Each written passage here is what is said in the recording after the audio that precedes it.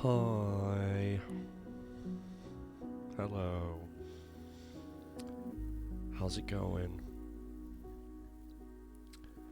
Apologies for the strange sounding voice. I have my hot tea in hand to hopefully try and improve on that. All I'm gonna say is COVID can kiss my butt. That's all I'm gonna say.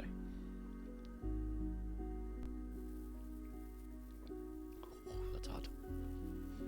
But hopefully the hot tea will help keep my throat intact long enough to at least get through a chapter, because I feel great. So yes, so for those of you that don't know, I'm living in this space right now. The Murphy bed is down, which means my green screen is out of here, because I can't have a Murphy bed and a green screen at the same time. So, yeah, so that's kind of what life has been like for the past, well, over a week now, 9 days or so. So this is my life now for a little while. Hopefully, I'll be able to convert this back to a regular office space, and I can have my sanity back, you know, here in the next few days. So we'll see. But for today, you just get to see the, you know, the rawness of what this room can look like without a green screen. So I also hate having to sit on the edge of the bed and not being able to use my office chair, because it's not that comfortable, to be honest. So there you go. So hi Dark, aka Jenna, our author. Good to see you. Hi Stunt Mama. I hope you're both well. Very glad to see you. And for anyone that might be lurking in the background, great to see you too. And Zan's in the house. Hello Zan. What's up? Oh.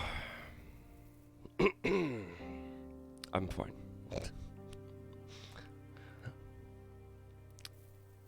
Sorry Here Now had a million ads. I'm gonna annoy you now, Stunt Mama. You had a million ads. ADS. Please don't ban me from your stream.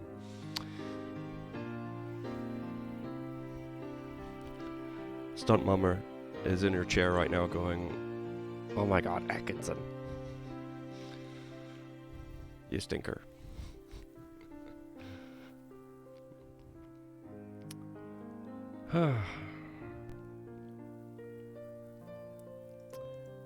Okay.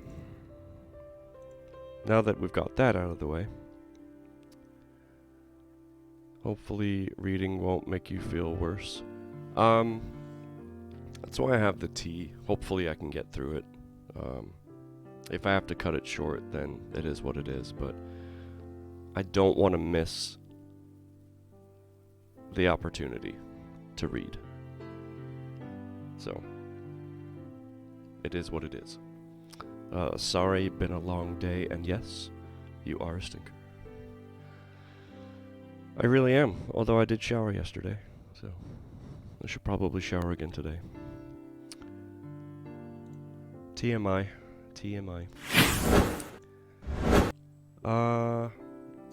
Why is it doing this again? Hold on. Yeah, we're not playing Borderlands.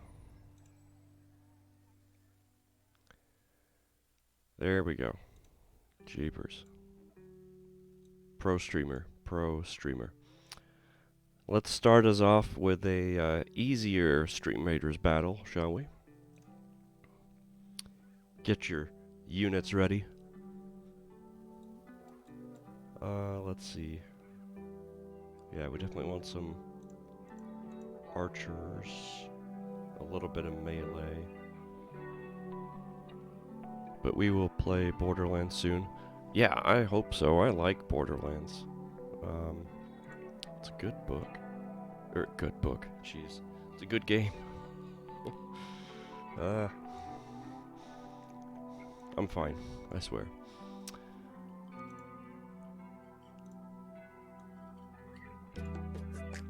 Alright, let's put some of that in the front. Archers in the rear, or back, whatever. And then feel free to put whatever you like beyond that. couple of healers, just in case. So does anyone have predictions on what will happen in the book? I have a few ideas in mind of what might happen. I have been thinking about that, but I haven't, haven't said anything out loud yet. Zan says my prediction is nothing will explode in the book. Also, I need to play more Borderlands 2 as well. Lurking because it's 4 a.m. Bubbles, just go to sleep, dude. I mean, I'm glad you're here, but...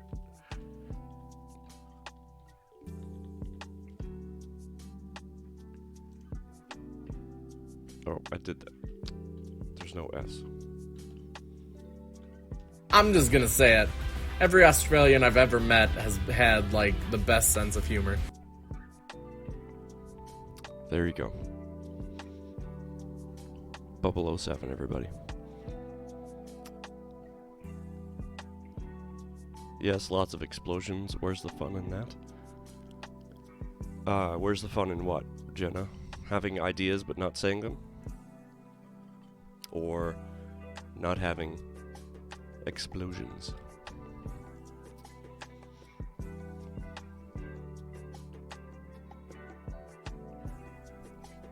Oh, the fun in not verbalizing predictions.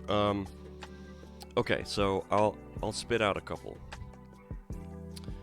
I can't remember the guy's name right now, but Jane met that guy who turns out to be in some sort of relationship with the snotty face girl. Something's gonna happen between them two eventually. Like Jane's gonna win him over or something like that.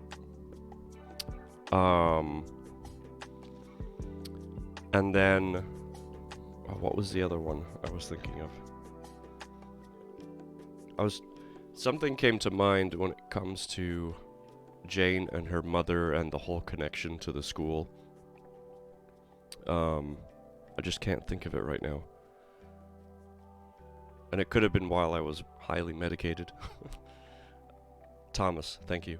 So yeah, Jane and Thomas, they're gonna... Some sparks are gonna fly there. No,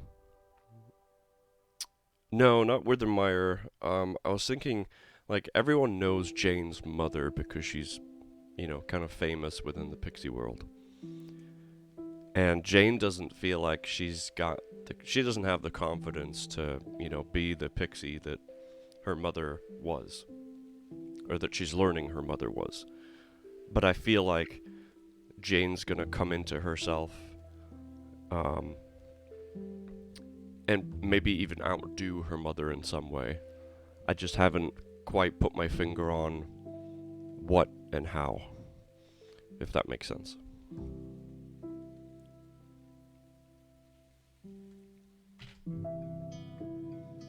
And who knows? Maybe the girl that's dating Thomas right now maybe she and Jane will become besties, for all I know. Or Jane might learn a spell to, flush her down a toilet or something. I have no idea. But bad things are gonna happen, so... Or, depending on whose prospect you're looking at. Alright, that's enough jibber jabber from me. Let's just get into the book before I'm toast. So don't worry, you don't have to tell me to hydrate today. I'll be doing a lot of that. Oh, that's hot. Okay. So we're on chapter 7. Quick, Atkinson, you need to hydrate. Oh, what did you say earlier? Tomorrow I might do a Zelda rando. Thank you, Stunt Mama. You're sarcastically hilarious. I'm not sure what a Zelda rando is other than maybe random Zelda games. If that's what you mean.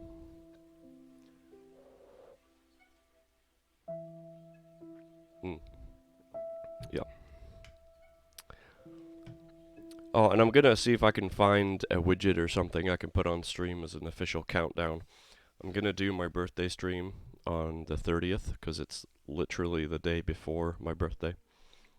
So, and it's a Sunday. The 30th is a Sunday, so that kind of times it perfectly. So my items will be randomly placed in chests and boxes. Oh.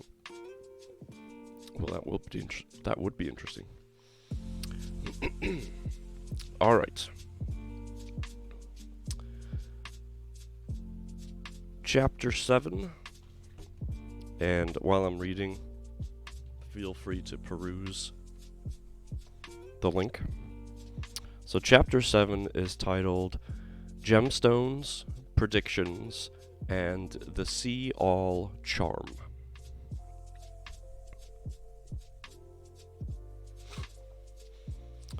Breakfast began early the next morning at 6:30.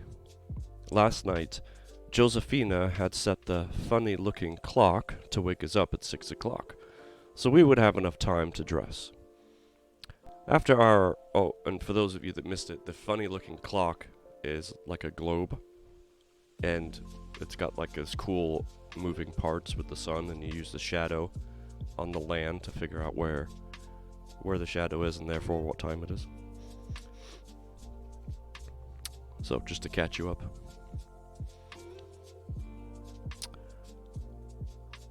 After our wonderful breakfast in the Great Hall, Josephina, Miguel, and I headed off to Gemstones 101.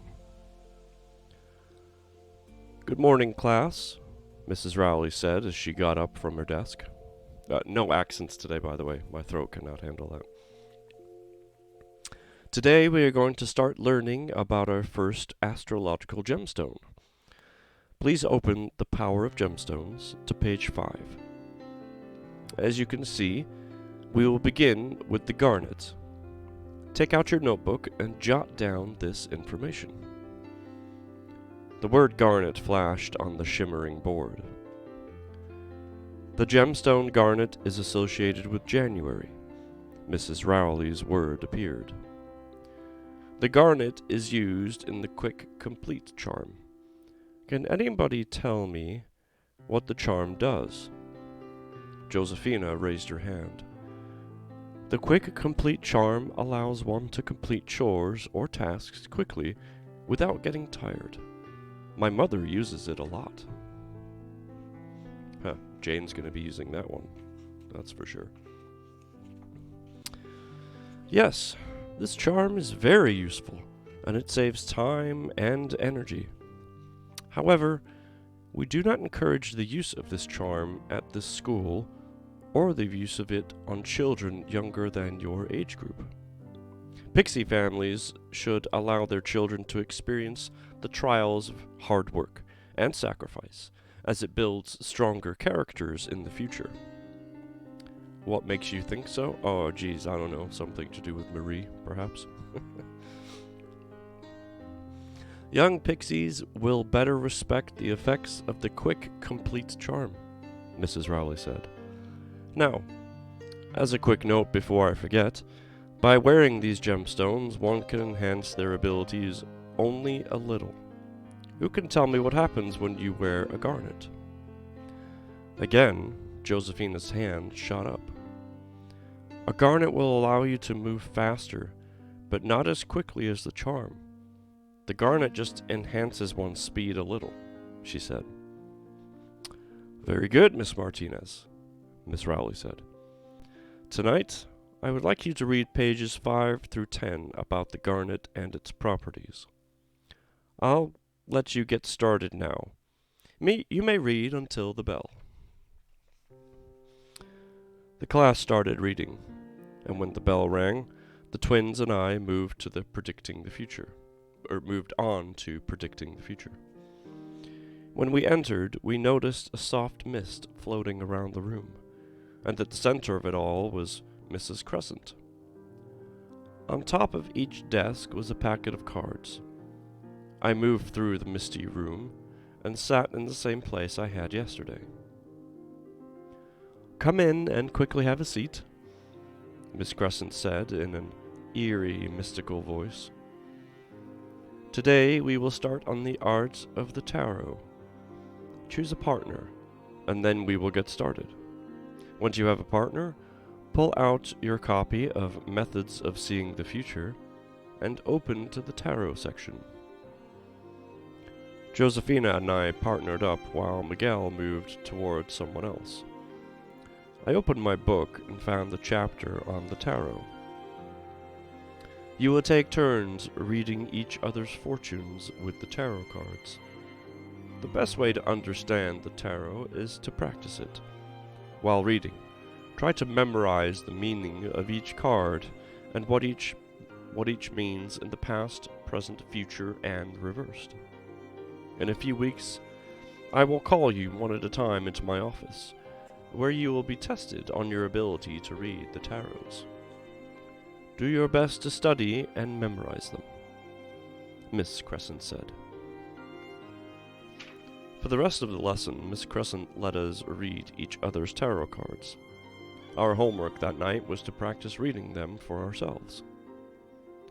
When the bell rang, I gathered the cards and placed them back into their box.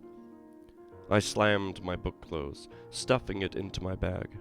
Then, we left for History of Pixies. Mr. Colleyworth was standing stiffly by his desk. He raised his eyes when we entered. Drink. Oh, it feels good. It's not even alcoholic.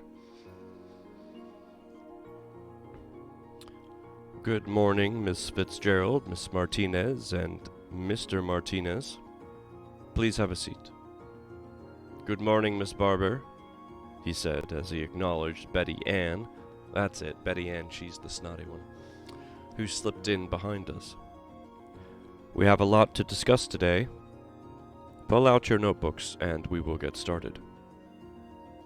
There was a shuffling of paper and moving of seats as everyone took out their pencils and paper.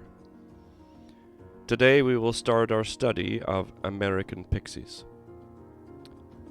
Just like in Mrs. Rowley's class, its words appeared on the board. As you might know, Christopher Columbus landed in the West Indies, thus discovering the American continents. We'll skip ahead a few hundred years to the late 1700s. The American Revolution began in 1775. But what you may not know is that pixies were involved in our own separate war. Not only did we fight for our independence from Britain, but there were also conflicts with the wasp. Before we delve even further into the 1700s, let me just explain that pixies have existed since the beginning of time. There once was a time when pixies didn't need to hide their magic. It wasn't until humans became fearful and greedy that the wasp was formed. Mr. Colleyworth was interrupted by a loud cough in the back of the room. Mr. Colleyworth, if pixies have magic and the wasp are only humans, what do we have to fear? Betty Ann asked sarcastically. Well, Miss Barber, the wasp is speculated to have a way to incapacitate pixies. Somehow, they can painfully extract our magic. I do not know if the magic is useful or not after it's sucked from our bodies, and I hope no one has the misfortune of ever finding out. Now, let's get back to the lesson at hand. In 1775, it was very difficult for pixies to join the revolution, in fear our magic would be revealed. Even British pixies did not like the American resistance. Mr. Colleyworth continued in his monotone. For the next hour, Mr. Colleyworth continued speaking about the 1770s and the role pixies played in the American Revolution. My stomach began to rumble. I realized it was almost lunchtime. With the tinkling of bells, everyone looked up sleepily from their notes and mechanically made their way to lunch. The noise and flutter of students greeted us as we entered the great hall. Just like the day before, we chose to sit with Juan and his older friends. I noticed Thomas Whitmore, with his neat blonde hair and bright blue eyes, being led across the hall with Betty Ann on his arm. Grimacing in disgust, I bit into my sandwich. Josephina appeared to be distracted. I could tell she was nervous from the way she was eating so quickly. When I asked what was wrong, she looked at me with panicked eyes. "You know what's next, don't you? Charms. Mr. Withermeyer said he would give us something moderate, but we don't know what that means. I'm going to fail," she squeaked. Let's get our charms book out and try to study some more." For the next half hour, Josephina and I sat in our room poring over the book, looking for any charm that seemed to be the right difficulty. We became so absorbed in studying, we barely heard the bell ring. Quickly packing up our books, we raced down to the second floor of the West Wing. We found the room half full of students, with all the blinds closed. Mr. Withermeyer sat darkly behind his desk, waiting for the bell. Though we were not late, Mr. Withermeyer rose from his desk. And now I'm going to take another drink.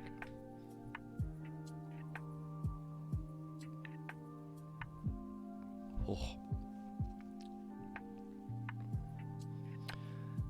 "Take a seat, ladies," he said in a rough voice, and his eyes pierced right through me. "As we wait for the rest of the students, please take out Mixing Powders Volume 1. Today, you will attempt to create the charm I display on the blackboard. You cannot copy off anyone else, and believe me, I will know if you did. This will be your first test. You will get 45 minutes to complete the task. In the last 10 minutes, we will test your charms. When the 45 minutes pass, I will tell you to stop working, which means all materials down and hands behind your backs. Do you understand?" The class slowly nodded. "Good. Now, open your books and get started," Mr. Withermeyer said. On the shimmering board, the words "See All Charm" were displayed. I opened my book and shifted through the pages until I found the charm instructions. The See All charm helps one see anyone or anything that is not in their immediate view. Advanced, Year 1. Of course, Mr. Withermeyer would choose an advanced charm. My palms began to sweat, and I tried to calm down enough to read the directions. It's just like baking a cake, right? I mean, what could possibly go wrong? Other than everything. Extract 1 cup of tiger eye stone and place it on a stone mixing dish. Crush the stones into a very fine dust. I pulled my stone mixing dishes and my pixie dust case from my bag and set them both in front of me. Opening my pixie dust case with my pointer finger, I looked through the different stones until I found the one labeled tiger eye. It was a brown and amber color. I scooped up a cupful, adding it to my mortar, and then picking up the pestle. I missed the entire line. Wow. Okay. I scooped up a cupful, adding it to my mortar, and then picked up the pestle. Okay, we're good. It took a moment to work up a rhythm, but soon it became easier to crush the stones. When I had the tiger eye crushed into the fine brown dust, I stopped to read the next set of directions. Measure a half cup of azurite, and in a separate mixing dish, also crush into a fine dust. I found the azurite, a blue crystal, and added it to another dish. Then I proceeded to crush it as well. My arm was becoming sore from the grinding of the mortar and pestle, but I kept at it. I wasn't sure how much time I had left. When I had ground the azurite, I paused only a moment to look up from my book. Other students were also struggling with their mixing dishes. With a deep breath, I continued. Add the azurite to the tiger eye and fold the dust together gently. Do not stir vigorously. Fold until thoroughly mixed together. Slowly, I did as I was instructed. My classmates appeared to be approaching the same stage. To my left, I noticed Josephina was sweating, but I continued to concentrate on the task in front of me. Measure out another cup of tiger eye and crush it into dust. Before adding it to the mixture, slightly heat the mineral. Do not melt it. I looked around the class. How were we supposed to accomplish that? I didn't see any heat sources. I began to crush the second cup of tiger eye, pondering on how to accomplish this step. How did Mr. Withermeyer expect us to do this? Was this supposed to be a trick to prove we couldn't accomplish a difficult charm? I don't know what inspired the memory, but as I was grinding down the tiger eye, I remember the day my father died. When Marie had tried to drag me to the attic, I imagined my arm being so hot she couldn't hold on to me. Amazingly, it had worked then. If I could heat up my body, I could use my hands to heat the tiger eye. Concentrating really hard, I focused all my energy on the mixing bowl. Hi, Gemma. Those are cool. Candy canes and I'm assuming hot chocolate. Awesome. Good to see you. Welcome in. I imagined heat, and after a few minutes, I placed my finger in the dust. Excitement coursed through my body when I felt warmth beneath my fingers. Glancing around at the class, it appeared other students were puzzling over what I had just figured out. A boy in the back of the class had his hand raised. Hope you're feeling a little better. I'm getting there. My throat's still very much annoyed, but, we're doing our best. Sir, how do we... Mr. Withermeyer quickly cut him off with a sharp voice. I will not answer any questions. I returned to my work, but I felt like someone was watching me. As expected, I looked over my shoulder to see Betty Ann's eyes trained on me. Had she figured out what I was doing? Her brown eyes flashed with realization. I focused all my attention on my dish, which finally reached the proper temperature. After the tiger eye dust is heated, fold it with the rest of the mixture. Do not stir vigorously.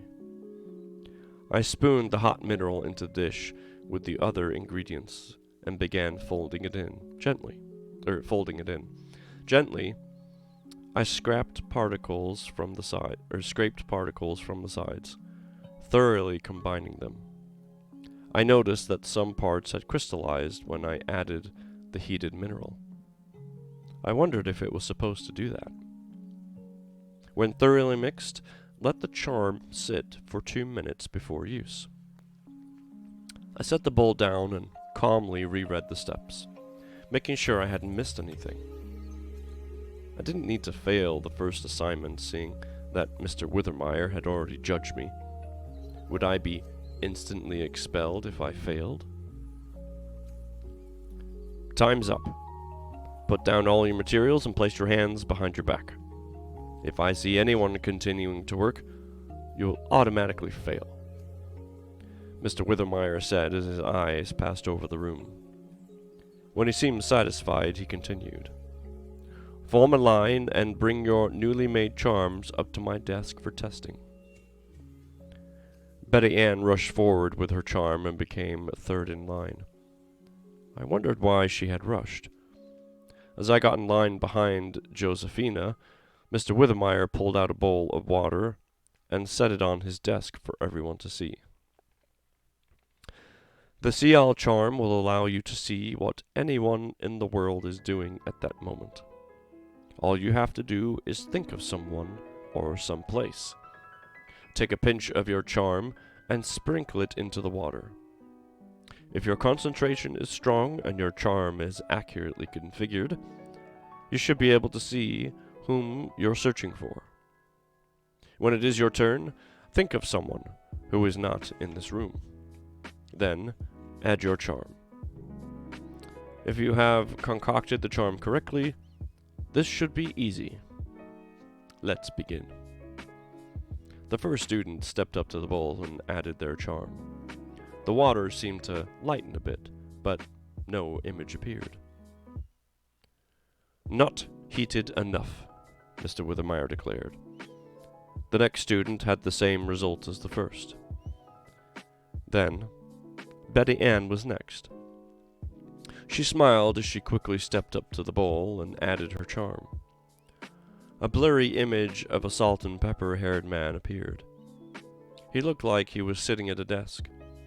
I couldn't make out his features because the picture was not clear enough. Your 1 cup of tiger eye could have been heated longer. Good job on your first try.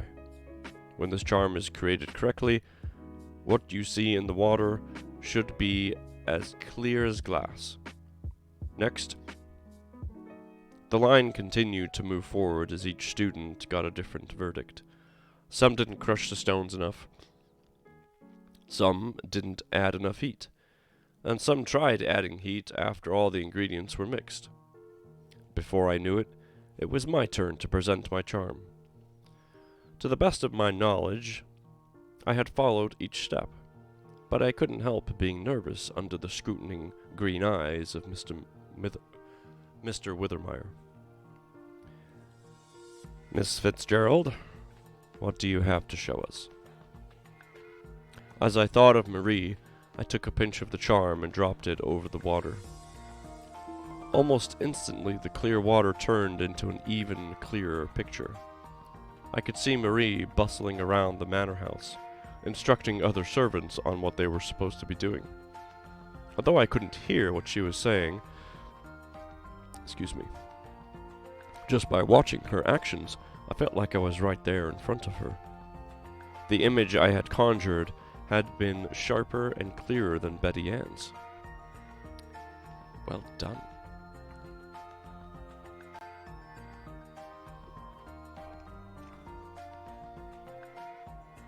Satisfactory, Miss Fitzgerald, was all Mr. Withermeyer said to me.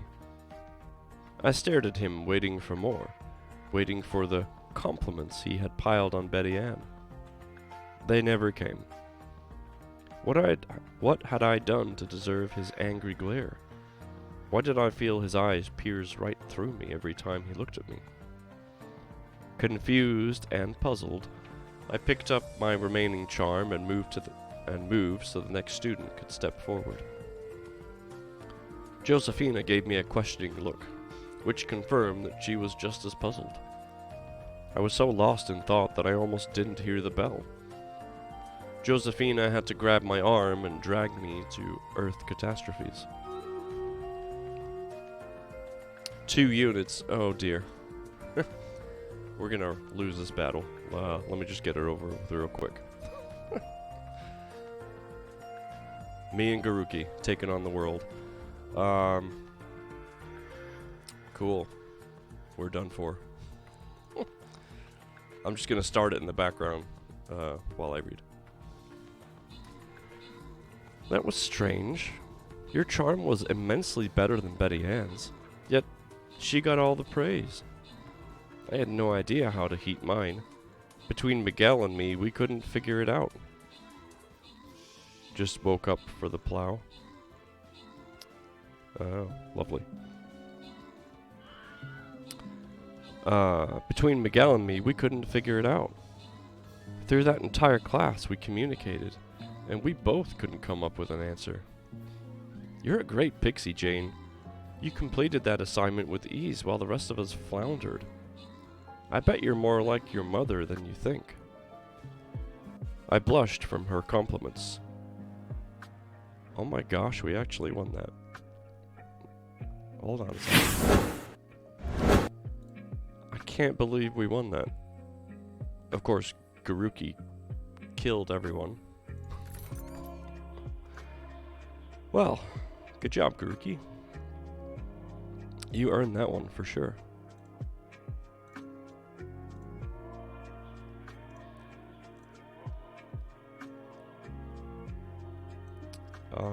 Let's see. Did anyone take names? I was too busy kicking butt. No names were taken. We didn't have enough time. You just kept squashing everybody. Yes. It's melee time.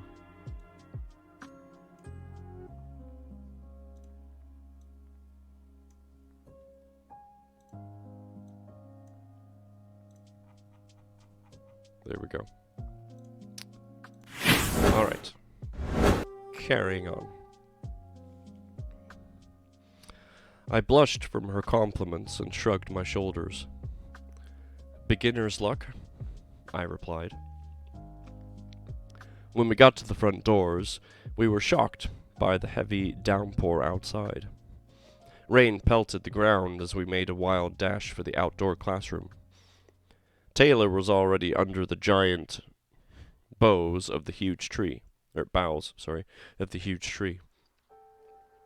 Once again, she was sat hunched over on one book or another. It was surprisingly dry underneath the tree. Josefina, Miguel, and I took the same seats as yesterday. Good afternoon, Taylor, Josefina said. Oh, hello, came Taylor's soft reply as she looked up from her book for a second to acknowledge us. Mr. LaRue sprinted across the grounds through the rain. He shook the rain off his jacket and put the books he was carrying in the knothole. Good afternoon, students who are early. It brings a smile to my face to see you here before me. What dedicated students, he exclaimed. Mr. LaRue's blonde hair was plaited against his head. He combed his hands through it, trying to dry it, but that made it worse. It's raining, Taylor said, stating the obvious. Yes, it is, Mr. LaRue said, not noticing how strange her statement was. You predicted it yesterday, she replied. So I did. I haven't been wrong in 30 years. Here comes the rest of the class. Trudging through the slick rain, the students crossed the lawn. Good afternoon, Mr. LaRue said as the class crowded under the tree, shaking off excess raindrops. When you have dried off a bit, open your copy of Predicting the Weather and Other Catastrophes to page 1. We will begin learning how to predict the daily weather forecast. The first lessons will be easy, since we will only be predicting one day at a time. I pulled out my book, glad that my bag was waterproof. Page 1 in the book had a short paragraph in the middle, and the page border was made up of all different types of weather symbols.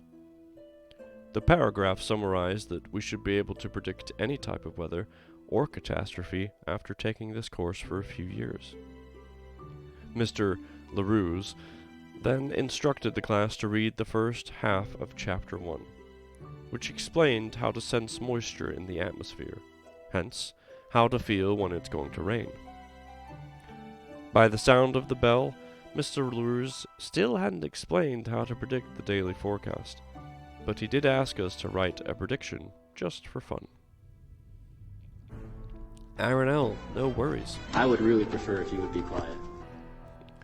Good to see you. Welcome in. Feel free to do ! Stream Raiders. We just started a new battle a little while ago.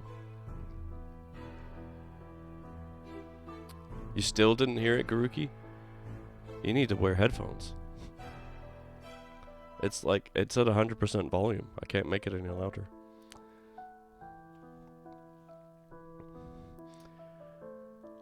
Oh. I'm going to write down a tornado, Miguel said, laughing and shaking his head. Mr. LaRue didn't even touch on the process of predicting the weather. It's probably best if we focus on zodiac signs now. At least I read the pages assigned, Josephina said, casting a look at Miguel. You can help me if I don't know, Miguel said. Thank you. Still listening for the plow. Good luck. Maybe I'll close my mind from you, and you'll have to figure it out yourself, Josephina replied. But from the way he smiled, I knew she wouldn't follow through with her threat. The bright, colorful posters and the circle of desks greeted us as we entered the classroom. Today, Mrs. Harris had her bright red hair pulled up in a messy bun on top of her head. She stood in the middle of the circle of desks, watching as the class filed into their seats. Hopefully, you read the preface last night. Who can tell me where the powers of the zodiac were first discovered? She asked. The plow, snowplow, do you need to be dug out, snowed in? All the questions. I raised my hand and Mrs. Harris pointed at me. The powers of the zodiac were first discovered in ancient Greece. Very good. The ancient Greeks examined the stars and found meanings and shapes in them. They found out that people born under these signs had different characteristics according to the sign. It was not in the reading, but does anyone know the name of a zodiac sign? Taylor had her hand in the air, but Mrs. Harris did not call on her. Is Miss Miller the only one who knows? Mrs. Harris inquired. No one spoke or raised their hands. Okay, take out a notebook, and we will start with that. The zodiac signs are broken down into months. But not how we define the months. One cannot say everyone born in January is a Capricorn. These cycles normally start and end in the middle of a month. Today, we will just start with the names of the signs and what object or animal represents them. Let's start with Capricorn. The sign Capricorn is in the form of a sea goat, Mrs. Harris said, pointing to the picture on the wall. People born under Capricorn have birthdays that fall between December 22nd and January 20th. The scratching of pens filled the room as everyone was busily writing.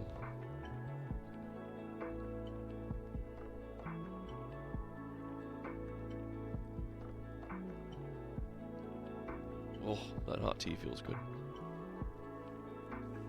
All the queries, questions. The next sign is Aquarius, which is represented by the water bearer.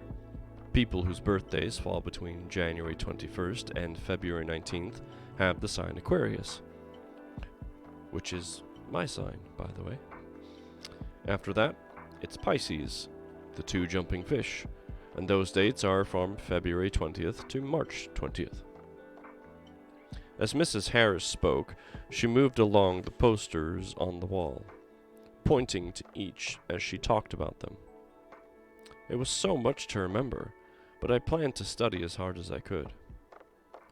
When the class ended, Mrs. Harris told us that we would explore the zodiac signs and their meanings in depth. Josephina and I retired to our room to work on our assignments before dinner.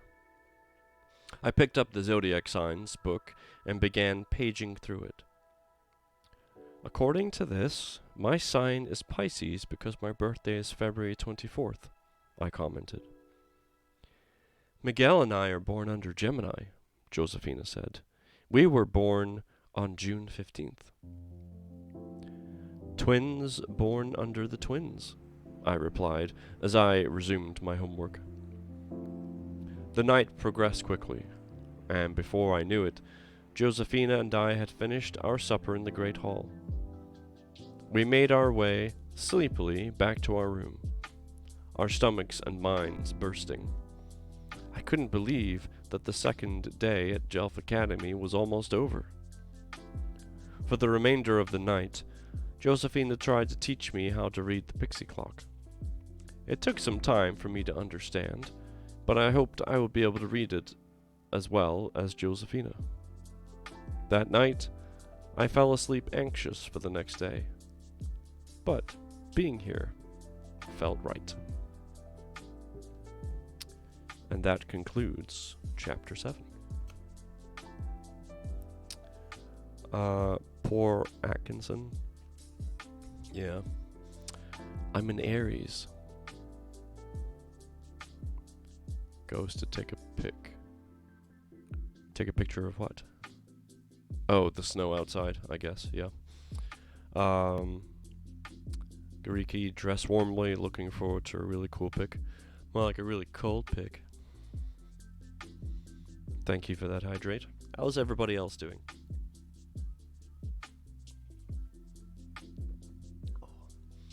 We just had our second day at Pixie School at Jelf Academy.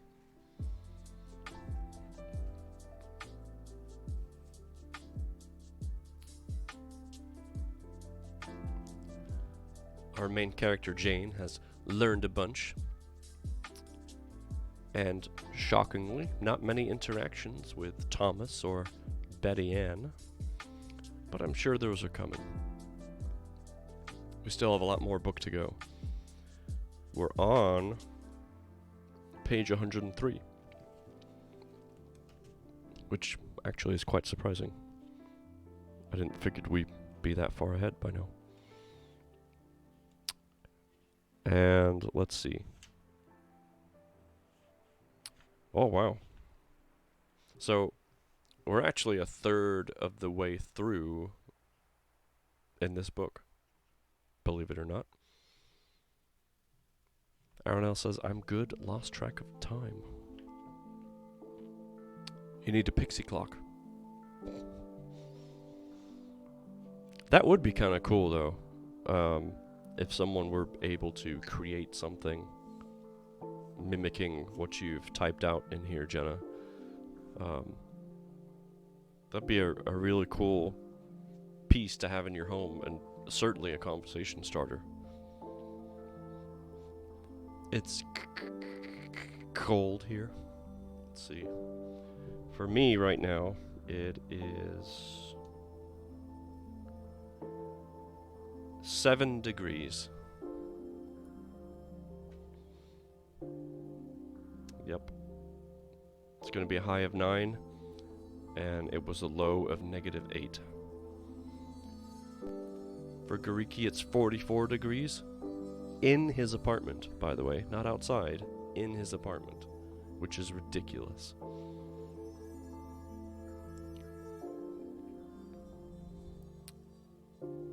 And Dark says, anyone a clockmaker?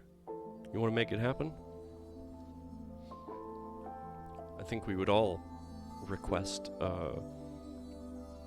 that type of clock. That would be freaking awesome. Not that cold in Pittsburgh. For Aronel, it's 16 degrees. Wow. So, I guess I win/lose on the cold spectrum. But Gariki loses over all of us because it's 44 degrees where he's sitting. I'm assuming, Gariki, you're wearing your snow pants and everything else. That's ridiculous. Absolutely ridiculous.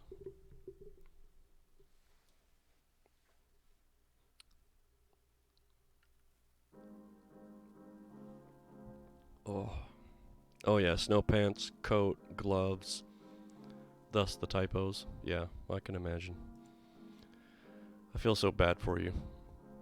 Do you have like a space heater you can plug in or something like that? Even if it's only a small unit that's pointed like towards your bed or something, where you spend most of your time.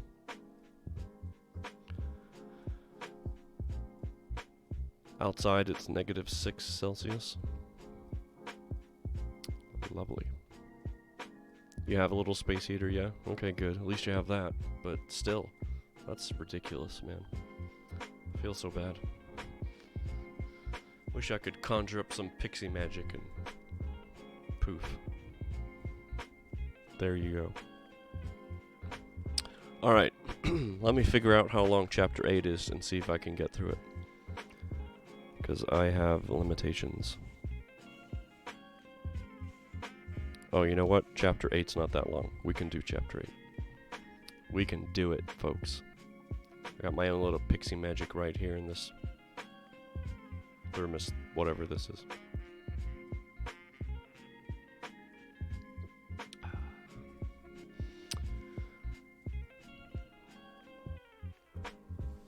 Sends warm thoughts. That's good. On low, I can only get up to 15 degrees C in the apartment. High is good, but I have to put it back to low if I need the microwave, or else I trip the breaker. Jeepers. Dark says, fire charms for everybody. Well, I don't need any fire charms, thank you. I've got hot tea. English breakfast with a splash of milk and a few sugars. Alright, so Chapter 8 is only a few pages. Let's read books. And it's got a very interesting title. The title of Chapter 8 is Thomas's Proposal. Okay. So, let that sink in. I just said we haven't had much interaction with Thomas and Betty Ann, and now the next chapter is Thomas's proposal. If a man is cold and you set him afire, he'll be cold again tomorrow. If you set him on fire, he'll be warm the rest of his life. That's so true. That's so true.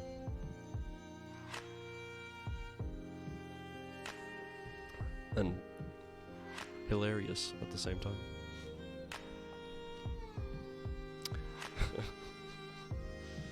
Oh, jeez. The rest of his life is key, yes. It's just like saying, I know how to fly, but I can only do it one time. By the way, before I forget, in my Discord, if anybody has ideas or suggestions for things that I should do or you'd like me to think about doing for my birthday stream on the 30th, we got plenty of time, 28 days. Just in the general chat section, or yeah, in there somewhere, type out your suggestions, let me know. My plan so far that I've conjured, not in any particular order, is to, obviously we'll read whatever it is that we're reading. We'll do Stream Raiders. We'll probably do Words on Stream. Probably even play a game. Like Borderlands 2 or something. But I'd also like to have some interactive stuff. Like I could probably get a copy of the Jackbox games and do something like that. That way it's, you know, community based. I don't know how long I'm gonna stream for, but I want it to be, you know, a little bit more special than just the typical Sunday. Not that these days are not special. They are. I look forward to Sunday afternoons, but I want to go a little bit more above and beyond to celebrate the day. So, anyway, And also, one more time, just before I forget, there is the link to this book if you want to check it out for yourself. Alright, let's do this. Chapter 8, Thomas's Proposal. The weeks flew by as a steady pace. Wow, I can't even. The first sentence, butchered, just gone. Let's start again. The weeks flew by at a steady pace, and in a flash, autumn had arrived. The days were getting colder. I had fallen into the routine of returning to the manor house every weekend and leaving for the Jelf Academy Sunday evenings. Marie worked me to the bone during the weekends, and I barely had time to rest. But it was worth it. I was learning so much, enhancing my magic ability. In Gemstones 101, I learned how to create the quick complete charm. We were strictly advised never to use it for assignments, but Mrs. Rowley never said it couldn't be used otherwise. So, whenever I was alone in the manor, I would use the charm to finish my work faster. However, I was very careful when I risked the charm because I didn't want to jeopardize my newfound freedom. Most days, I couldn't use the charm because Marie or the other servants were watching. Even with the charm, I felt tired all the time under Marie's strenuous workload. All the things I used to accomplish in a week had to be crammed into 2 days. That doesn't seem quite fair. When I would return to school Sunday nights, Josephina and I would stay up late talking about how horrible Marie and her children were. "It isn't fair," Josephina stated one evening. "Why do you have to live with them? Isn't there anyone else? Or anywhere else?" "No, I have nowhere else to go," I replied. "My father didn't have siblings. I don't remember any relatives coming to visit." I didn't know if my mother had any living relatives. It wasn't something I ever thought about since I doubted it would change my situation. Once I had gotten into the pattern of working on the weekends, it wasn't so bad. I kept myself motivated with thoughts of returning to Jelf Academy. In mid-October, the students couldn't stop talking about the Harvest Festival, which was the autumn dance. 3rd through 5th years were allowed to attend, but 1st and 2nd year students had to be invited. The dance was scheduled to be held on a weekend, so I didn't care that I couldn't attend. Marie would never allow it. Still, it was fun to watch the older students prepare. "I wish someone would ask me," Josephina exclaimed. "If only Juan would agree to take me. Instead, he is escorting one of his friends." "Don't worry. You'll have plenty of chances to go once we're older," I replied. "In a few years, you will have your turn." Since the dance was in 2 weeks, that was all anyone could think about. Josephina talked about it excessively, and she demanded that Juan share all the details at lunch the Monday after. My attention was solely focused on my classes. So after dinner, I told Josephina that I was going to the library to do research for the essay Mr. Colleyworth had assigned. "I would go with you, but I still don't understand the concepts Mr. Withermeyer had us outline today," she replied. "Do you mind if I stay here?" "It's all right," I said, wishing she would come. "I'll take notes on what I research in case you want to use the information in your paper," I offered. She looked guilty as she glanced up from her charms book. "Maybe I'll come down later, a little later." I nodded and then set off for the library. It was on the 1st floor in the east wing next to the dining hall. The 1st floor corridor was almost empty as I headed for the east wing. It amazed me how eerily silent the school was once classes had ended. Most of the students retired to their rooms after dinner. When I entered the library, the silence was deafening. The librarian, Miss Pierce, looked at me over the tops of her reading glasses, taking note of my presence before returning to her book. She had light brown hair and brown eyes that were magnified by her glasses. And her name was Arinell Kendi. Just kidding, it was Miss Pierce. If I had to take a guess, I would say she was in her late 30s. Miss Pierce was very serious about what books could be signed out of the library and had a strict policy on talking. Students were allowed to study with each other, but voices had to remain a whisper. Miss Pierce had total authority to ban students from the library for any reason she deemed worthy. Completing essays would become nearly impossible if you were banned from the library. Slowly, I walked between the big brown bookcases, looking for books on the American Revolution. It amazed me how tall the shelves were.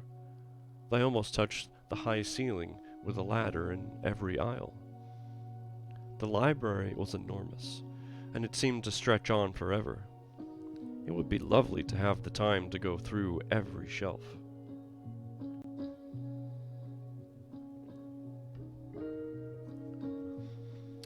After I found what I had been looking for, I would really prefer if you would be quiet. yes, everyone, settle down, or I will ban you. After I found what I had been looking for, I settled down at one of the wooden tables in the back and began taking notes. Kariki finally heard it. There you go. We can all live happily now. Good job. I was so absorbed in my work that I didn't even notice when someone sat down across from me. Oh boy. Hello there, he whispered. I looked up into the startling blue eyes of Thomas Whitmore. I hadn't seen or talked to him since the first day of school, so his presence shocked me. Oh my gosh, I know what he's gonna do. Let the drama ensue. He looked like he was waiting for me to say something, but I couldn't find the words. I noticed again how his wonderfully long eyelashes brushed his cheeks. When he smiled, I felt my heartbeat quicken. The cavalry has arrived. That's good. We'd be lost without the cavalry. How have you been? He asked. I closed my notebook and looked at him again. I'm fine. How are you? I whispered. Actually, I've been thinking about you, he said, leaning across the table. A blush began to creep from my face down to my neck. I couldn't look at him. That can't be true. What about Betty Ann? Thomas just shrugged his shoulders and shook his head. What about her? Isn't Betty Ann your intended? I asked. Every time I'm with Betty Ann, I feel like it's just another business arrangement my father set up. Thomas looked deeply into my eyes, making me feel self-conscious. He was so handsome, but there was something off about him I couldn't place. Maybe it was his mysterious air. You have such beautiful eyes. I've never seen eyes such a vivid violet. I shifted in my seat, blushing again. I had never been shown this much attention before. It felt good, but it made me slightly uncomfortable. Why did he feel the need to talk to me now? Thank you, I replied, looking down at the table. Thomas reached across the table and lifted my chin with his finger, forcing me to look at him. I'm glad I found you alone. There is something I've been wanting to ask you. The Harvest Festival is in 2 weeks, and I was wondering if you would do me the honor of allowing me to escort you. Betty Ann has accepted an invitation from one of my friends. He looked sad as he said this. I don't know, Thomas. My stepmother probably won't let me. Plus, I don't think Betty Ann would be too pleased if she did accept your even if she did accept your friend, I replied. I've seen this scene in Aranel's games, and it's just as creepy. Who cares what Betty Ann thinks? Go with me, he said, grabbing at my hand. We will have such a great time. I'm sure if you talk to Dr. Tweedle, he could talk to your stepmother. Thomas's pleading blue eyes met mine, making me feel weak. Dr. Tweedle had confused Marie before with his charm. Maybe he could do it again. Besides, Thomas was so devastatingly handsome. It felt like a dream that he was asking. Thomas seemed like such a nice person, and he looked sincerely hurt when he had told me about Betty Ann. Not only did I feel sorry for him, but I also sincerely wanted to go. I would feel like a princess on his arm. Okay, so hold on. Let's take a time out here for a second.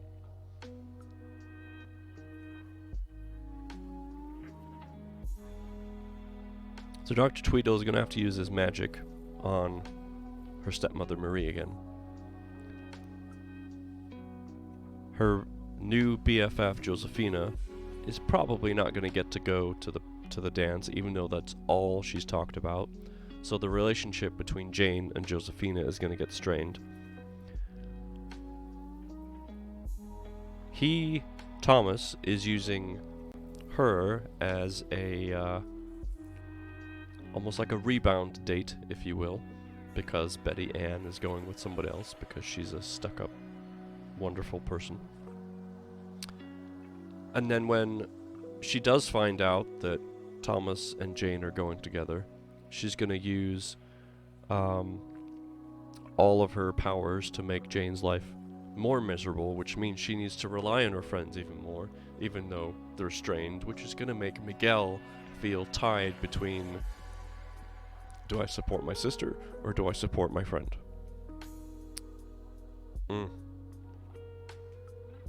What a twisted web.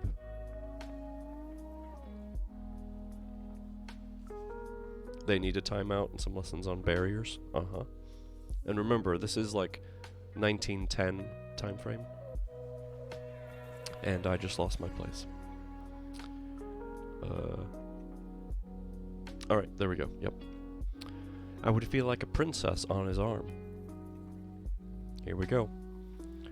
Okay, I said, nodding. I would love to go with you. I'll ask Dr. Tweedle what can be done about my stepmother.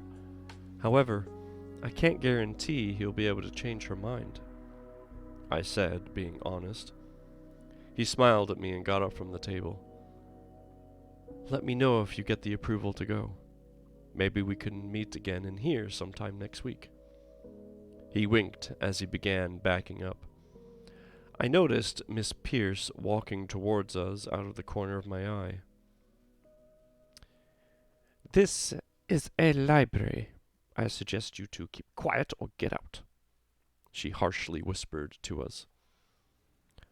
Sorry, ma'am, I said as I glanced at the table. I hadn't realized that we were talking so loudly. Remember, Thomas leaned in to whisper as Miss Pierce walked away. Meet me here next week with your answer. He winked again as he smoothly turned and walked away from me. Oh boy. My heart was racing. My palms felt sweaty, and I knew my face was flushed. I tried opening my notebook again, but I couldn't concentrate. In the end, I slammed the book closed, put it back on the shelf, and left the library.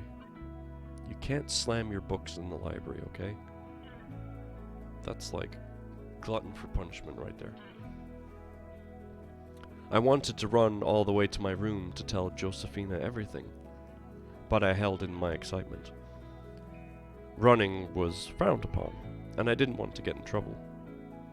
Hugging my notebook to my body, I ascended the steps to the 4th floor and walked down the corridor to my room.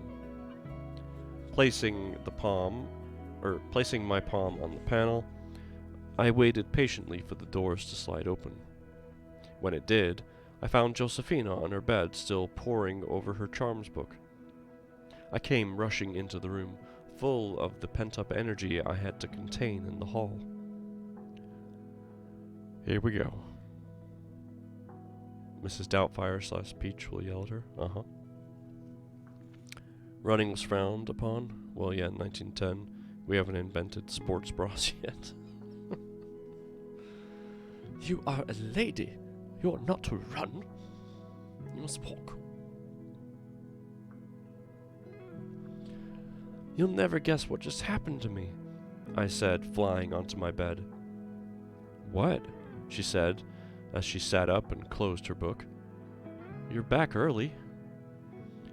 I was in the library taking notes when I was interrupted. By whom? Josephina asked impatiently. As hard as it is to believe, Thomas Whitmore sat at my table. Thomas? You don't mean Betty Ann's suitor? Jane, I warned you about that. It's not what you think. Betty Ann's being escorted to the Harvest Festival with one of Thomas's friends. Which, by the way, part of me is also thinking this is all a big lie, and that Betty Ann is putting Thomas up to this. You know, probably blackmailing him in some way. And that the W is pronounced an S. Goriki, how dare you? Part of me still thinks like maybe this is some sort of trick, and that they are luring her in and she's going to get completely embarrassed by it all in the end. But we'll have to see. It's not what you think. Betty Ann's being escorted to the Harvest Festival with one of Thomas's friends. He said their courtship's over. He invited me to the Harvest Festival, I said, hugging my pillow. Did you say yes? Josephina asked with excitement. I did, but I doubt Marie will let me stay the weekend. I'll have to talk to Dr. Tweedle. He might know what to do. Wow, I'm so excited that you got asked. You have to talk to Dr. Tweedle because then I can live vicariously through you. She leapt from her bed and came over to hug me. Okay, that's not exactly the response I was expecting out of Josephina. I mean, I'm glad, but considering how excited she was about the idea to go, I figured she'd be, like, you know, all over it and annoyed that no one's asked her. I can't believe Thomas asked me. He is so handsome with his beautiful blue eyes, I replied. Jane, I just want you to be careful, she said, pulling away from me. If Betty Ann's going to be there, you have to be cautious. Even if Thomas isn't courting her anymore, she won't be thrilled to see you there on his arm. Josephina's a good friend. She is a good friend. I just, for some reason, I thought things might go down a little dirty, that's all.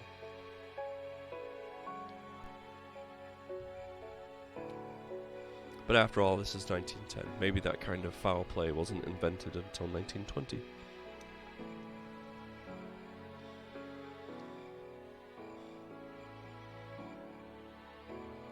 I promise, but what could happen? I asked. Oh, I don't know, but the Barber family is very devious. She could have anything up her sleeve, Josephina warned. And her future daughter does really well in bottled water business. Purifina, right?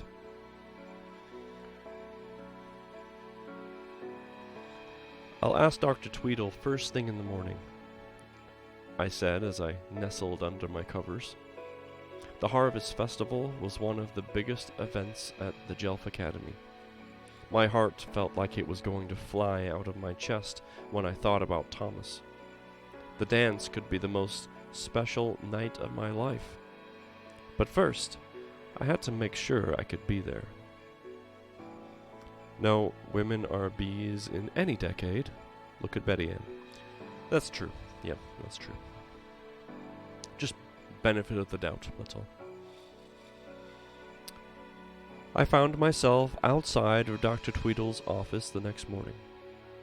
He persuaded Marie about Jelf Academy. Maybe he could convince her to let me have one weekend at the school. I raised my fist to knock on the door when suddenly it opened.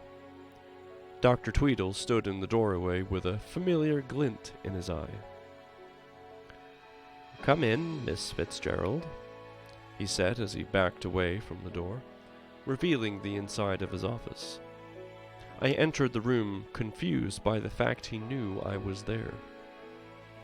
Dr. Tweedle's office was a soft baby blue that made me feel instantly comfortable. He directed me to a pillow-covered sofa, and I sat down. "How did you know I was at the door?" I asked. Dr. Tweedle sat down at his desk and folded his hands on top of it. "The ability to open your mind and sense the people and things around you is another talent you can acquire here, Miss Fitzgerald. To what can I contribute your delightful presence?" "Dr. Tweedle, the Harvest Festival is in 2 weeks, and I was wondering if you could talk to Marie." "You know first years can't attend the dances," he said, leaning forward. "I know, but I have been asked by a third year. I would really like to go. I know Marie will say no, but with your authorization, she might," I said, looking at him intently. Dr. Tweedle smiled at me as he took his oval glasses off and cleaned them on his handkerchief. He pulled out a fancy, heavy-looking paper and began writing in his elegant scrawl with a feather pen. I waited patiently while he finished a letter. Then he handed it over to me. "It's the best I can do. To the guardian of Miss Jane Fitzgerald. In a week's time, on the 25th of October, our students will have an opportunity to meet with respected individuals of society so that they can exercise and be judged on the manners of etiquette they have learned so far. Since this event takes place on the weekend, students will need to stay at the school. It is highly recommended for the students to attend, since it is a once-in-a-lifetime experience. Thank you for your consideration. Dr. Oliver Tweedle, headmaster of the Jelf Academy." That should do it. After I read the letter, Dr. Tweedle motioned for me to give the letter back. When I did, he sprinkled what looked like opal powder on the letter and inserted it into an envelope that he sealed with his mind. "Give this to Marie. I have inserted a deciding charm, and hopefully it will be the decision you are looking for. I normally don't do this for students, but your situation is very different. You have no one from our world at home. Also, I see so much of your mother in you. I see her determination for success and the want to experience everything. Next Sunday evening when I come to pick you up, if Marie has said yes, then we will go to Jewel Caverns to get you proper dress attire," Dr. Tweedle said. "Thank you so much, Dr. Tweedle. I don't know how I can ever repay you. You've done so much for me already. Like a hydrate.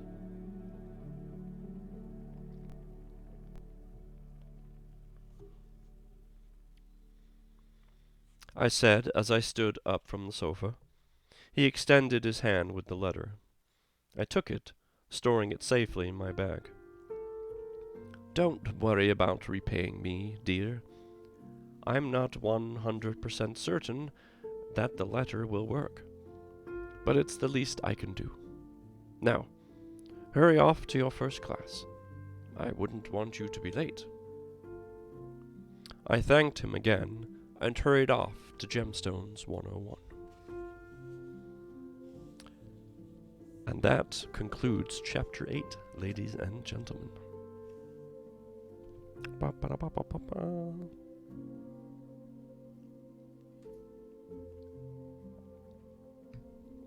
And yes, quite right, Guriki, quite right. It is time. All right. We have an increase. Guriki got all 6 in. Aranel has joined us. What did you place, Aranel? Where is your...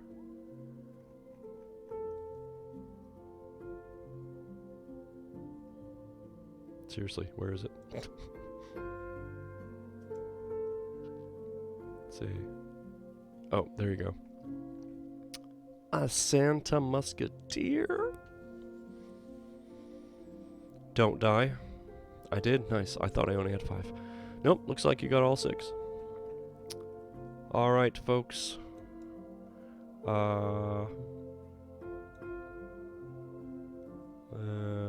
Let's see, what direction are we gonna go? Shoot, I can't tell. Just go right there. Alright. Good luck, everybody. Oh, where are you going? Just wandering off by yourself. Okay, so I got that part just about right, so that's good. Garuki just killing everybody. Look at these angry snowmen. They don't stand a chance.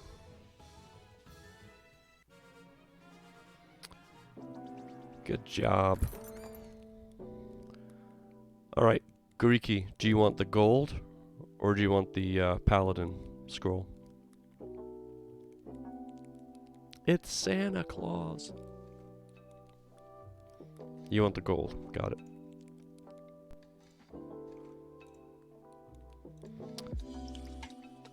There we go. Good job. Well done, folks. Well done indeed. Alright, so I'm pleased that we got through a couple of chapters. I would not have been able to do that without hot tea. That is for sure. I'm tempted to do one more, because chapter 9 is only like 8 pages. Do you want to do one more? One more. We'll do another battle too. Ooh, a mystery chest.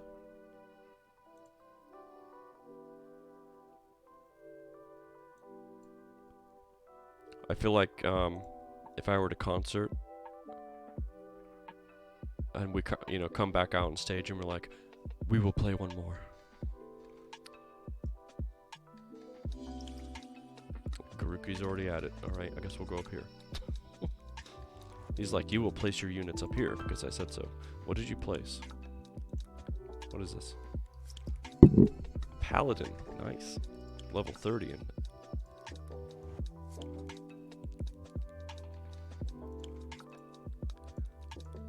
I don't like that they put these units right next to the line here so you can only place in certain areas. That just annoys the poop out of me.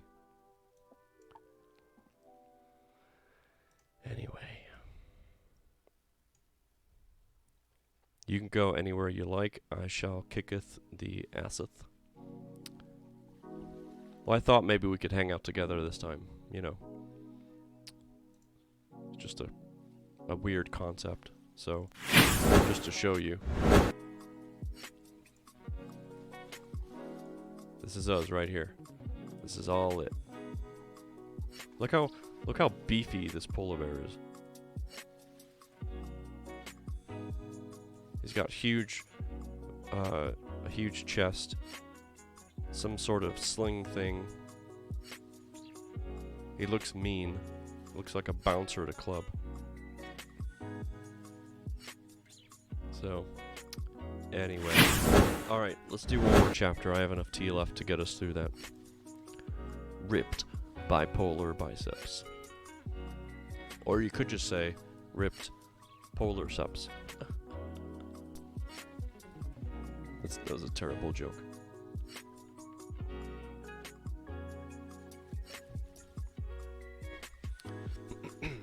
Alright. Here we go. Chapter 9. The beginning of a friendship. Certainly not with Marie.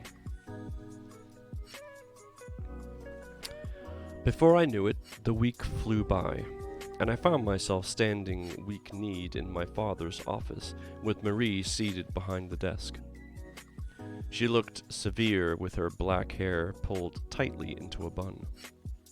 The red curtains were closed, casting most of the room in darkness, except for what was illuminated by the small candle on the desk.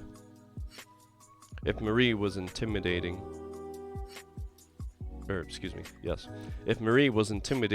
in the daylight, she was even more so in the dim lighting.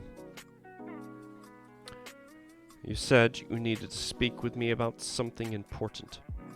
I doubt the significance, but speak before I change my mind and decide not to listen, Marie demanded coldly. I have a letter for you from the headmaster of my school, I said. My hand shook as I passed her the letter. Yes, that's school. Have you been learning your manners? She asked as she tore open the envelope. Yes, ma'am, I have.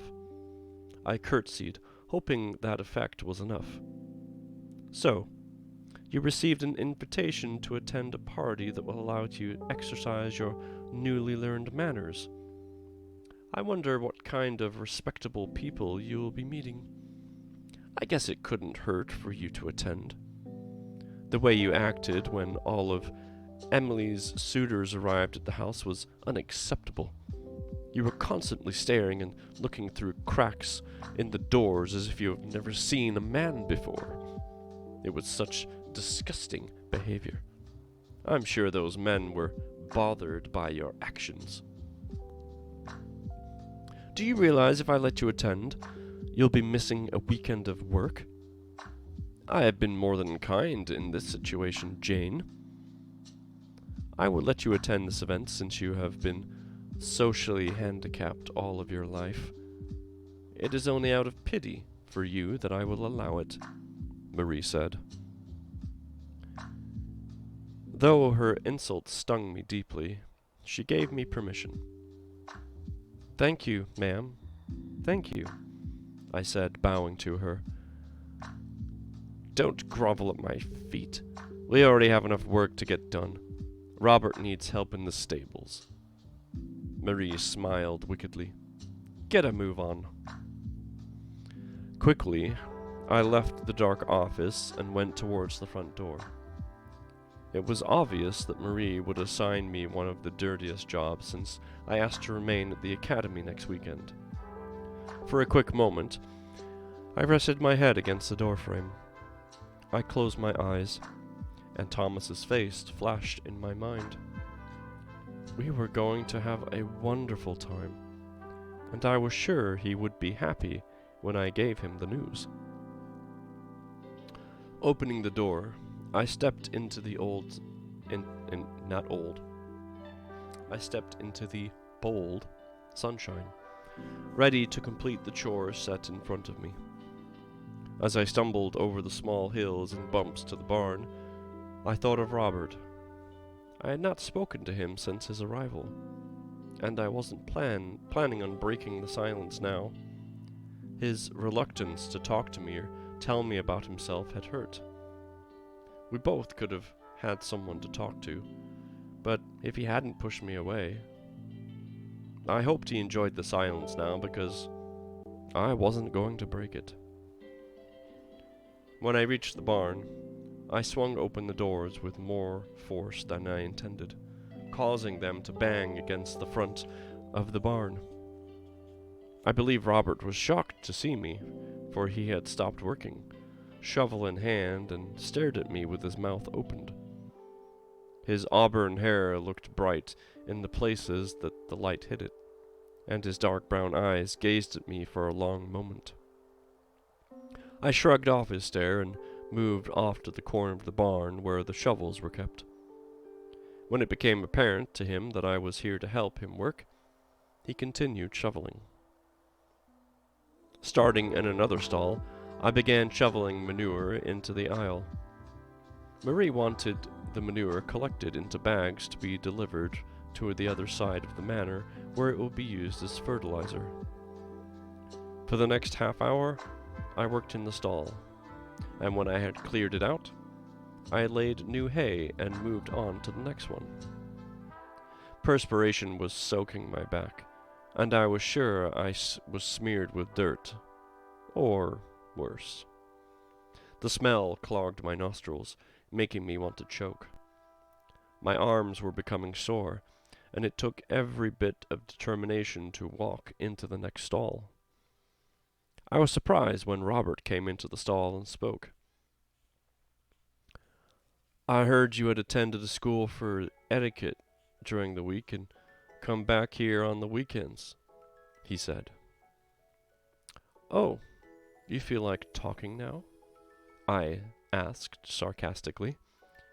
"Maybe I don't feel like sharing that information with you." I returned the comment he had used so many months ago.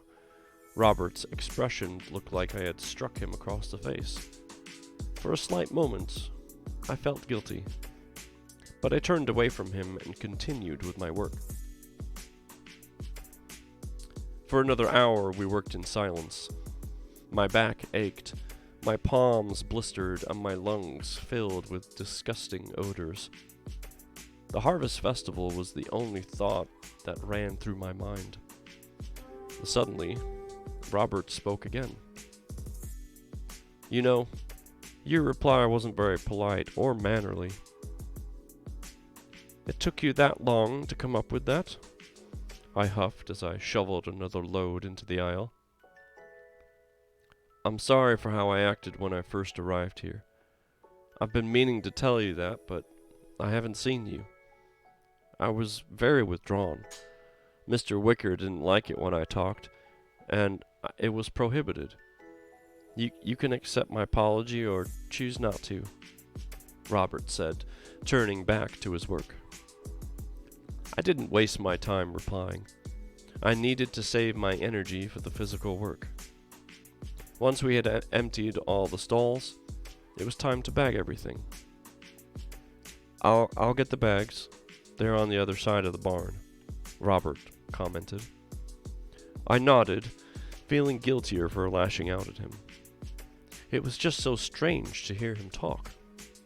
While he was gone, I surveyed the barn, wondering how to do the work faster. I always carried a tube of garnet dust in my pocket for the quick, complete charm. How could I get Robert away long enough to use it? Robert came back into the barn with his arms loaded down with burlap bags. "Are you sure those bags are enough for all this?" I asked, thinking quickly. "Yes, I think these might do," he replied. "It's better to be safe than sorry. Maybe you should go across to the fields and collect more bags while I get started on this." Robert looked at me skeptically, but then shrugged his shoulders and nodded. As soon as he disappeared out the barn doors, I had a pinch of garnet dust between my fingers. As I cast the charms familiar red cloud. As I cast the charm, a familiar red cloud formed around my body. When it cleared, my body pulse went up. Words. My body pulsed with pent-up energy. I launched into action, shoveling the manure, filling bag after bag. My muscles tightened under the strain of the work, but it felt good. This was her first dose of protein powder.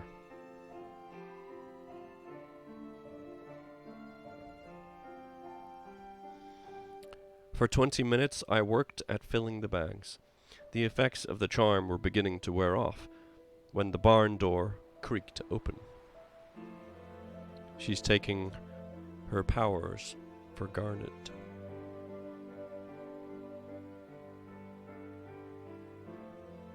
Is that... Never mind.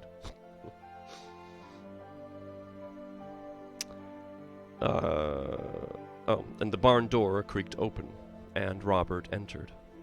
Thankfully, I had estimated enough pixie dust. He looked shocked to see a third of the bags filled and stacked against the side of the barn. The bags he carried fell from his hands. Yes, flubbed again, thank you. How? Was all he managed to say. I've been working since you've been gone, I replied. I couldn't have done this so quickly, he stuttered. How did you manage this? Okay, I love this.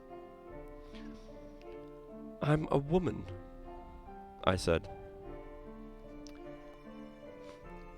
That sentence right there is the best sentence I've read in this entire book. I'm going to read it again.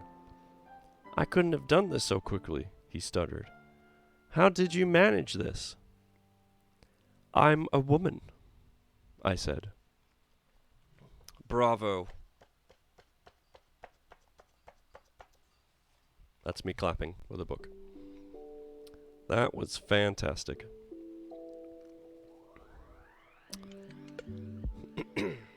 I thought I saw Robert smile as he leaned down to pick up the bags he had dropped. Really? Yeah, I thought that was fantastic. Well done. Give me your shovel, Robert said, walking up to me. I gave him a questioning look. You did a lot. I can take care of the rest, unless you want to hold the bags open. I wouldn't mind if you went up to the loft to rest. He took the shovel from my hands, and I looked at the ladder, contemplating the loft. The quick, complete charm hadn't made me tired, and I was afraid the moment I rested, Marie would check on our progress. Picking up a bag with my dirty, blistered fingers, I held it open for him. Robert scooped the remaining manure, not saying another word or commenting on why I was helping him.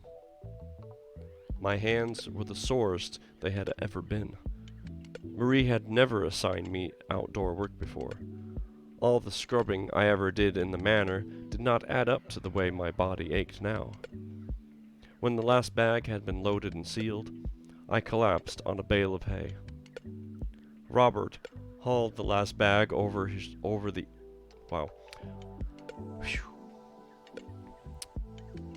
Robert hauled the last bag over to the others and then came to sit on the hay next to me. I held my hands up to my face, inspecting them in the opaque barn. Robert looked over at me and saw what I was doing. He motioned to see my hands, just as he did the first day when I had cut myself. Clapping books needs to be an emote. Yeah, I think that's the next time I work on emotes and I can get one that's, the animated. Absolutely. These blisters look bad, he said, holding my small hand in his roughed, calloused one. I have a small bucket of cool water in the loft that I use for washing. You should go up there and use it while I haul the fertilizer onto the wagon. My next chore is repairing one of those saddles. You can stay if you want to. I might need help, but I have to figure out how to pull the saddle up to the loft," he commented, talking more to himself now. "Thank you. Be here all week."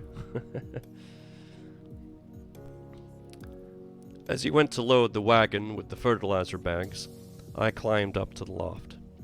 Without any trouble, I found the bucket and dipped my hands into the water. It felt cool against my skin, and I was grateful that he had offered it to me. Robert was being so nice, and I felt guilty. Gosh.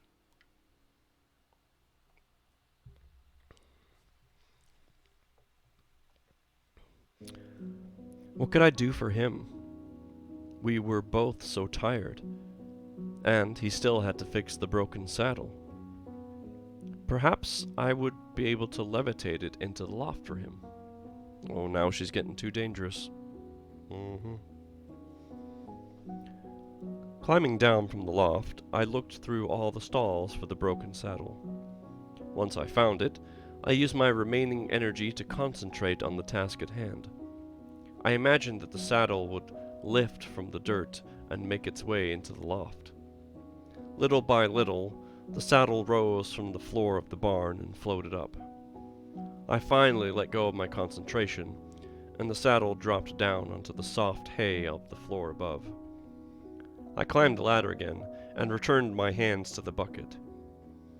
Soon after, Robert re-entered the barn and I called down to him.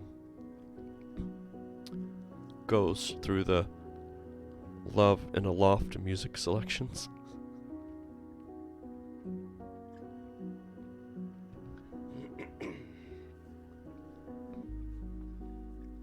Robert, I've already brought the broken saddle up to the loft. I looked down into his amazed face as he changed directions and grabbed onto the ladder. You amaze me, he said as he climbed. How did you ever manage to carry that heavy saddle up here after all the hard work you did today? I can accomplish anything I put my mind to, I said, smiling at the private meaning of my statement. Yes, you are quite right there. Robert sat down across from me and began to repair the broken stirrup. I watched his hands gently go over the tough leather, and his dark eyes were deeply concentrated. Does this mean we're on talking terms? He asked, not looking up from his work. I accept your apology, and I must return one of my own.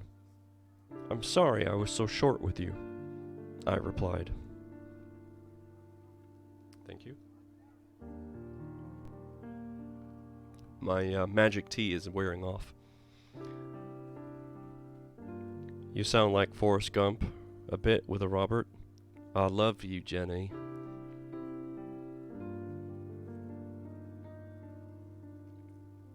What was that famous line? I may not be the smartest man, but I know what love is.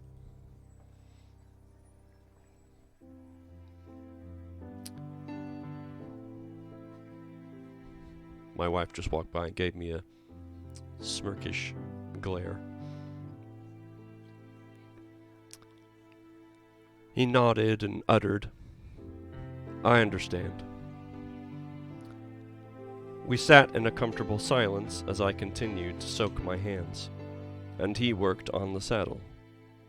I could tell he had changed from the first day I met him. Before, he had looked like a scared, caged animal. Now, he looked more relaxed. How bad had Mr. Wicker been before Robert to look comfortable here? Drying my hands on my dirty dress, I stood up in the loft and moved toward the ladder. I couldn't stay up here all day. Marie would get suspicious. I'm sorry, it's all I could think of. Bless your heart. No, I also got that same sense as I said it, and I was fine with it. I feel like it fits the character.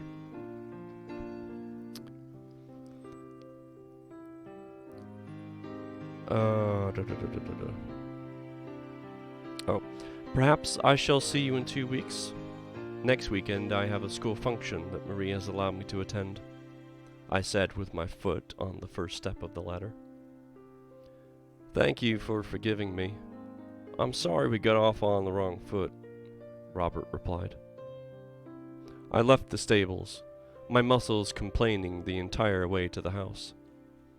I entered the foyer and headed to the stairs, where I was suddenly startled by Emily's voice. Where have you been? I need help getting ready for a party. I turned to see her emerging from the shadows. Her eyes raked over my body, and she scrunched up her nose. Why do you smell like that? Sorry, miss. Your mother assigned me to the stables. That's disgusting, Emily shrieked. Go wash up before you touch my pretty things. Then, hurry to my room. I don't want to be late. Emily turned around to ascend the steps, and I made a face at her back. I regretted it immediately. I wouldn't make such an awful face. The devil might freeze it that way, Marie said, slinking into the room. It was on the tip of my tongue to ask her if she was going to freeze my face, but I held back. Too much was at stake. Remember, Jane, I might rethink my decision if your behavior doesn't improve. I bowed to her and then went to wash up. With a heavy heart, I climbed the stairs and headed towards Emily's bedroom. She was seated on her bed, in her undergarments, with an impatient look on her face. Marie, everyone is suspicious. The setup is taking all day. Robert isn't like Forrest. Good, the author knows best. Ah, okay. So what is Robert like then? Because we don't know much about him. Or maybe we will learn more. I don't know. What took you so long? Are you that incompetent that you don't even know how to wash up? She grumbled. I said nothing as I moved to her side and began brushing her midnight black tresses.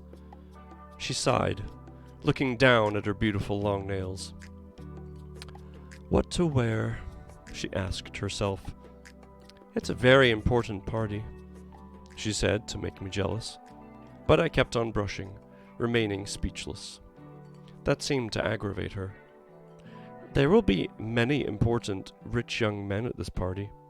I must make a good impression, but I assume you know nothing of attracting a suitor. Well, I imagine when Mother passes away, you can live with me and my rich husband. We might find work for you. Or your other option would be to stay here with Preston when he inherits the house. I clenched my teeth at her comment. My face heated as I thought of Preston inheriting my father's house. I swallowed my anger, which I was better at now with my training. After so many brushstrokes, Emily shrugged me off and moved to her closet. Dresses after dresses flew over her shoulder as she looked for something special to wear. Robert is like Wesley to the Jane's Buttercup.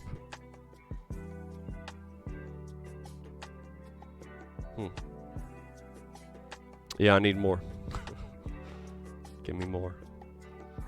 Or tell me, I guess for now, what do you want him to sound like? I guess I'll wear this red one. It brings out my dark hair, she said, throwing a lace-covered red dress in my direction. Fabio. I held the dress open for her to step into, and after I had buttoned up the back, she looked in the mirror. I am so beautiful. I really cannot believe I'm not married yet. But my mother has such gruesome choices. Her menacing laugh filled the room. Mr. Wicker was a bore. And he's 2 times my age. All we got from that rotten man was that awful boy. As she mindlessly talked, I picked up all the dresses she had thrown out of the closet. After so many years of listening to Emily's rants, I knew how to tune her out and nod my head at the right moment. When it was time for her to go, I sighed in relief. Helping her down the steps in her long red dress was a hassle, and she shoved me aside when we got to the bottom.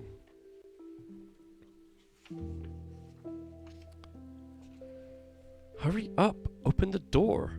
My carriage is waiting," she complained as I rushed to the door. She stepped through with her nose up in the air. The coachman helped her board the carriage that whisked her away into the dark night. Very tired from the day's hard work, I climbed up to the attic and crashed on my mattress.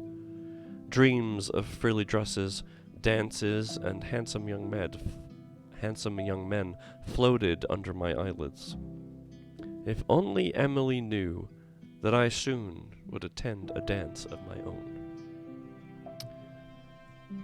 And that is chapter 9.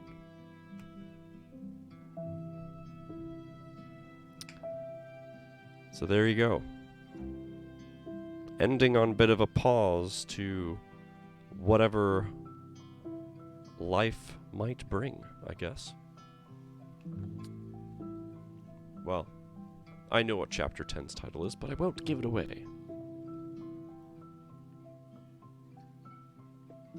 Not until we read again on Thursday. But remember, tomorrow, Monday night, 7 p.m. Central Standard Time, if you are subbed and you would like to be part of our Ready Player One read, join me in Discord in the subs only section, and we'll continue reading.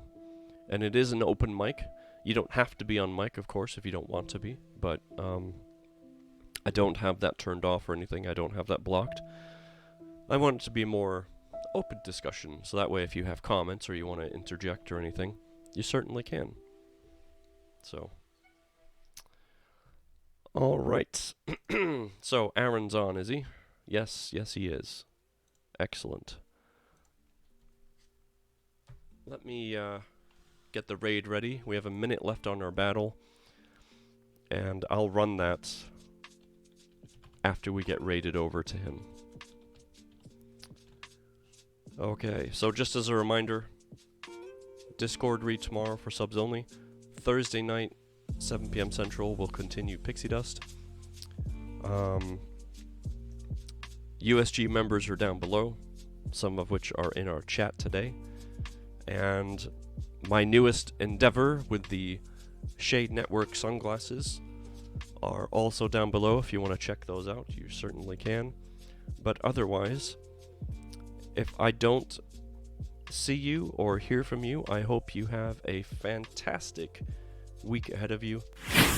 And, yeah. Be kind to others, be kind to yourself, and just have a great time. Until then, thank you for being here. I appreciate you all. And I know you can't change the entire world, but remember, you can change the world for someone else.